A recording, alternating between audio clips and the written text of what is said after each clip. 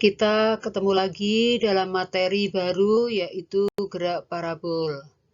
Nah, akan kita pelajari apa itu tentang gerak parabol.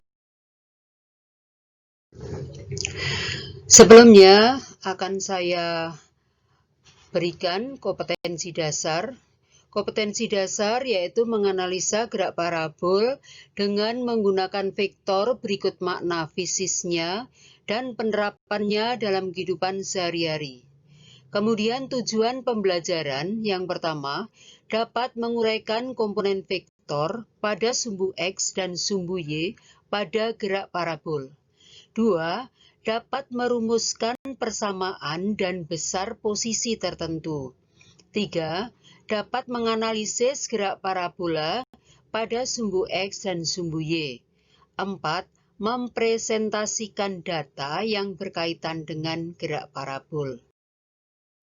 Oke, nah ini adalah bentuk lintasan parabol. Bentuk lintasan gerak parabol. Kenapa disebut gerak parabol? Karena memang lintasannya itu berupa parabol, sehingga disebut gerak parabol. Oke, sekarang bagaimana terjadinya gerak parabol? Nah, gerak parabol itu sebenarnya adalah gerak atau gerakan dua dimensi, yaitu GLB pada sumbu X dan GLBB pada sumbu Y. Sedangkan GLBB pada sumbu Y itu pun juga nanti ada dua macam, yaitu saat benda bergerak ke atas, itu adalah GLBB vertikal ke atas, dan saat benda jatuh, itu adalah GLBB jatuh bebas. Oke, jadi itu gerak parabol. Kita harus mengasumsikan sesuatu untuk dasar dari gerak parabol itu. 3 asumsi itu adalah percepatan yang terjadi atau percepatan yang bekerja itu adalah G. Jadi percepatan sama dengan G dan itu besarnya tetap, percepatan gravitasi. Kemudian yang kedua, pengaruh gesekan udara diabaikan. Yang ketiga, rotasi bumi tidak mempengaruhi. Nah, sekarang akan kita lihat kecepatan partikel pada suatu bidang. Kita lihat awal gerakan. Benda bergerak dengan kecepatan V0. Tetapi V0 ini membentuk sudut sebesar θ terhadap sumbu X. Maka dalam fisika V0 ini harus diuraikan, yaitu V0 ke arah X, V0 ke arah X, dan V0 ke arah Y. Nah, V0 ke arah X itu sebesar berapa? V0 ke arah X yaitu V0 cos θ. Sedangkan V0Y yaitu V0 sin θ. Itu besar dari proyeksi V0. Oke, kita persamaan posisi dan kecepatan. Telah dibicarakan bahwa kecepatan awal itu adalah V0. Terurai V0x V0 cos θ, sedangkan V0y V0 sin θ. Kemudian kecepatan tertentu itu Vt. Vt pun juga terurai, yaitu menjadi Vx dan Vy, di mana Vx-nya adalah V0x, Vy-nya adalah V0y min gt. Kemudian jarak. Jarak itu adalah x. Karena GLB, maka x itu V0x ke arah T. Jadi nanti V0x-nya kamu masukkan V0 cos. Kemudian Y itu sama dengan V0Y kalikan T min setengah GT kuadrat. Di mana V0Y-nya nanti kamu masukkan V0 sin alfa. Itulah persamaan posisi dan kecepatan pada gerak parabol. Kecepatan pada titik sembarang, yaitu V sama dengan akar Vx kuadrat plus Vy kuadrat. Kemudian arah. Arah benda itu selalu dilihat dari sumbu X. Jadi arah kecepatan benda terhadap sumbu X itu dicari dari tan θ. Tan θ yaitu Vx dibagi VY. Nanti setelah ketemu, kalian bisa mencari berapa besar sudutnya dengan menggunakan kalkulator. Kemudian waktu untuk mencapai puncak, itu T sama dengan V0 sin theta per G. Kemudian tinggi maksimum, yaitu V0 kuadrat sin kuadrat theta per 2G. Jangkauan maksimum R itu V0 kuadrat sin 2 theta per G. Nah, sin 2 theta itu maksudnya apa? Tetanya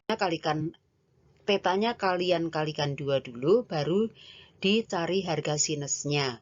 Jadi V0 kuadrat sin 2 theta per G. Oke, kita lanjutkan. Masih pada persamaan posisi dan kecepatan. Jadi tadi dilihat jadi kecepatan sembarang V sama dengan akar Vx kuadrat plus Vy kuadrat. Arah kecepatan dicari dari tan theta yaitu Vy per Vx. Sedang waktu untuk mencapai puncak T sama dengan V0 sin theta per G, sedang ketinggian maksimum H V0 kuadrat sin kuadrat theta per 2G. Jarak terjauh R sama dengan V0 kuadrat sin 2 theta per G. Oke, ini contoh soal. Sebuah benda dilempar dengan kecepatan awal 20 meter per sekon pada sudut elevasi 37 derajat terhadap sumbu X. Tentukan A kecepatan saat T 1 detik, B posisi benda saat T 2 detik, C ketinggian maksimum, D jarak atau jangkauan. Nah, pertanyaan A. Jadi ini diketahuinya dulu. Diketahui V0 20, alfanya atau tetanya boleh juga 37 derajat. Ditanyakan V saat T 1 detik, X, Y saat T 2 detik, Y maksimum dan X maksimum. Sekarang kita jawab untuk A dulu. Saat T sama dengan 1 detik, maka untuk mencari V, kalian harus terlebih dulu mencari Vx dan Vy. Vx sama dengan V0 cos alfa. Jadi V0-nya 20, alfanya 37, jadi 20 cos 37. Cos 37 itu 0,8, jadi 20 kali 0,8 itu 16. Kemudian Vy itu V0 sin alfa min GT. V0-nya 20, sin 37, minus 10, karena G-nya, T-nya 1. Sehingga sin 37 itu 0,6, jadi 20 kali 0,6 min 10. Jadi sama dengan 12 dikurangi 10, 2 meter per detik. Nah, baru kita cari V-nya. V sama dengan akar Vx kuadrat plus Vy kuadrat. Jadi akar 16 kuadrat plus 2 kuadrat. Jadi akar 256 plus 4 jadi akar 260 atau akar 260 meter per detik. Kita lanjutkan. Sekarang jawaban B. Mencari posisi X, Y. X itu adalah V0 cos alfa kali T. Jadi 20 kali cos 37, T-nya 2. Jadi 20 kali 0,8 kali 2, jadi 32 meter. Itu X-nya, jarak mendatarnya. Y sama dengan V0 sin alfa kali T min setengah GT kuadrat. Jadi 20 sin 37, maaf kurang derajat. 20 sin 37 derajat kali 2 min setengah G-nya 10, T-nya 2, jadi 2 kuadrat. Nanti kuadratnya dihitung lebih dulu. Jadi 20 sin 37 0,6, T-nya 2, kemudian setengah kali 10 5, 2 kuadrat 4. Jadi hasilnya 24 dikurangi 24 meter. Jadi X-nya 32, Y-nya 4, jadi posisinya 32,4. Sekarang mencari Y maksimal. Y maksimal itu rumusnya V0 kuadrat sin kuadrat alfa per 2G. Jadi 20 kuadrat sin kuadrat 37. Jadi dicari dulu sin 37-nya. Dibagi 2 kali 10. Jadi 20. Karena 20 kuadrat saya tulis 20 kali 20. Sin 37 0,6. Jadi sin kuadrat 37 0,6 kuadrat. per 20. Sehingga hasilnya saya coret 20 jadi 20 kali 0,36 itu dari 0,6 kuadrat. Jadi hasilnya 2 kali 3,6 7,2 meter. Jadi tinggi maksimum 7,2 meter. Sekarang X maksimum. X maksimum adalah V0 kuadrat sin 2 alfa per G. Sin 2 alfa, alfanya kalian kalikan 2 dulu. Jadi 37 kali 2, 74. Tetapi sin 74 derajat itu susah mencarinya. Maka sin 2 alfa kita pinjam dari persamaan matematika bahwa sin 2 alfa itu sama dengan 2 sin alfa cos alfa.